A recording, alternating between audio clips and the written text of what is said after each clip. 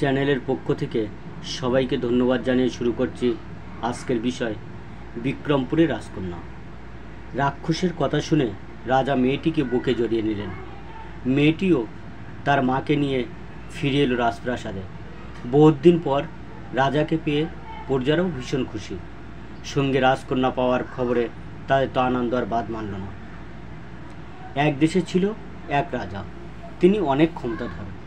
তিনি ছিলেন ভীষণ দয়ালু।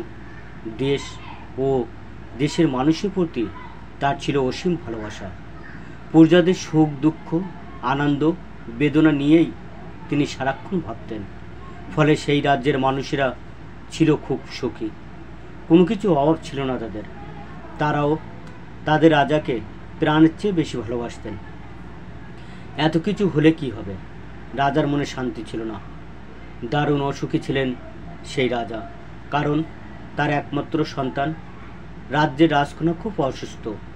সে দাঁড়াতে পারে না, বসতে পারে না, কথাও বলতে পারে না। দিনরাত কেবলই তাকে বিছানায় শুয়ে থাকতে হয়। রাজকন্যার বয়স 15 হলেও তাকে দেখতে এখনও শিশুটির মতো লাগে। ভীষণ কষ্ট তার। সবার মতো সে চলাফেরা করতে পারে না, মনের কথা বলার কোনো ভাষাও নেই তার। ক্ষুধা পেলেও কাউকে জানাতে পারে না। জীবিত থেকেও সে যেন মৃত। সবার মাঝে থেকেও সে যেন সবার থেকে দূরে। মনের দুঃখে একদিন রাতের অন্ধকারে কাউকে কিছু না বলে রাজা বেরিয়ে পড়লেন রাজপ্রাসাদ থেকে। সবাই যখন ভীষণ গভীর ঘুমে অচেতন, তখন পোশাক পাল্টে চলে গেলেন রাজ্য ছেড়ে। ঘুরতে ঘুরতে বছর খানেক পর রাজা এসে পড়লেন এক জঙ্গলে। সে কি ভয়ঙ্কর জঙ্গল! বাঘ, ভাল্লুক আর নানা বিষাক্ত সাপে পরিপূর্ণ সেই জঙ্গল। এদিকে রাজার ভীষণ ক্ষুধা পেয়ে গেল। খাদ্যের সন্ধানে রাজা ঘুরে বেড়াতে থাকেন এদিকেও সেদিকে। কিন্তু বনের ভিতরে এত গাছ, কোনো গাছে কোনো ফল নেই। অনাহারে তৃষ্ণায় রাজার প্রাণ যায় যায়। শেষে ক্লান্ত হয়ে এক গাছের নিচে বসে পড়লেন রাজা। ঠিক সেই সময় গাছের পাশ দিয়ে কলসি কাকে যাচ্ছিল এক ছোট্ট মেয়ে। কি সুন্দর মিষ্টি দেখতে, ছোট্ট ফুটফুটে গোলাকার, মুখে দুটি বড় বড় চোখ, আর সেই চোখ যেন রাজ্যের কৌতূহল। রাজা তো ভীষণ অবাক। কি আজব ব্যাপার! এই ভয়ঙ্কর জঙ্গলে এত সুন্দর ছোট্ট মেয়ে এলো কোথা থেকে? রাজা মেয়েটিকে ডাকলেন। মানুষের কণ্ঠ শুনে মেয়েটি তো প্রথম অবাক, পরে রাজাকে দেখতে পেয়ে এগিয়ে গেল।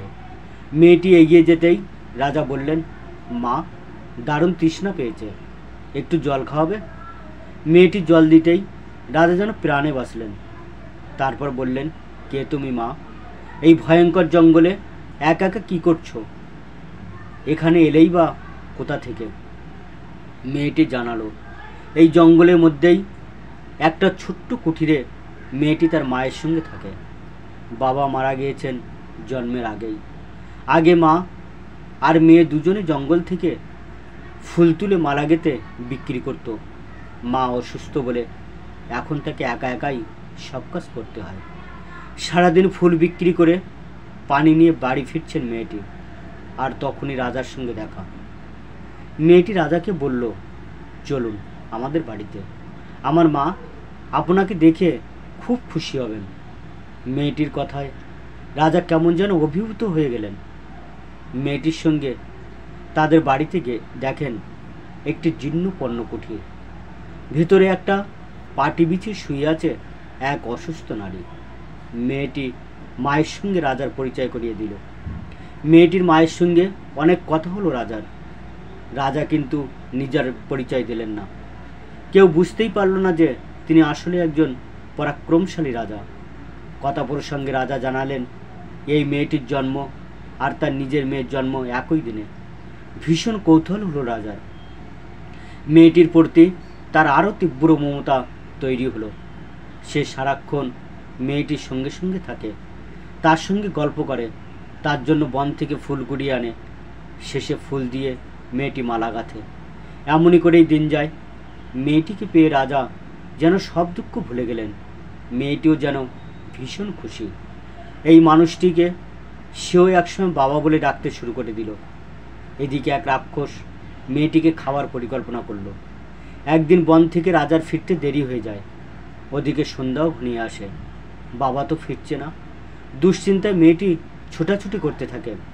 ঘর থেকে বাইরে বেরিয়ে খুঁজতে থাকে বাবাকে। সেই সুযোগে রাক্ষসটি এসে মেয়েটির উপর ঝাঁপিয়ে পড়ল। মেয়েটি তো বাবা বাবা বলে চিৎকার শুরু করে দেয়। আর ঠিক সেই সময় রাজা এসে উপস্থিত। রাক্ষস বধের মন্ত্র তার জানা। দুষ্ট রাক্ষসের এর আগে উচিত শিক্ষা দিয়েছেন তিনি সরাসরি আক্রমণ করলেন রাক্ষসকে। আর যায় কোথায়, দুজনের মধ্যে শুরু হয়ে গেল তুমুল যুদ্ধ। শেষ পর্যন্ত মন্ত্রের জোরে জয় হলো রাজারই। রাজা যখন রাক্ষসকে প্রাণে বধ করতে গেলেন, তখন রাক্ষস কেঁদে কেটে আকুতি মিনতি করে বলল, হে পরাক্রমশীল বিক্রমপুরের রাজাধিরাজ, দয়া করে আমাকে প্রাণে বধ করবেন না। তার চেয়ে বরং আমাকে আজীবন দাস বানিয়ে রাখুন। বিনিময়ে আমি আপনাকে এমন এক সত্য বলবো যার কারণেই আপনার এত কষ্ট। কি সত্য? রাজকন্যার অসুখের পেছনে কোনো সত্য আছে নাকি? রাজার বেশ কৌতূহল হলো। তিনি রাক্ষসের প্রস্তাবে রাজি হলেন। তাকে না মেরে জানতে চাইলেন সেই সত্যের ইতিহাস। রাক্ষসটি বলতে শুরু করলো, অনেক আগে আপনি এক রাক্ষসকে হত্যা করেছিলেন। সেই রাক্ষসের মা প্রতিজ্ঞা করে ছেলে হত্যার প্রতিশোধ নেওয়ার। সব কিছুর বিনিময় হলেও রাজার ক্ষতি সাধন সে করবেই। আর সেজন্যই রাজার স্ত্রী যখন সন্তান সম্ভব তখন সে জাদু বলে রানীর গর্ভ থেকে রাজকন্যাকে সরিয়ে এই কুঠিরে নারীর গর্ভে স্থাপন করেন। রাজকন্যার জন্ম হয় এই কুঠিরে। এই মেয়েটি আসলে রাজার মেয়ে, বিক্রমপুরের রাজকন্যা।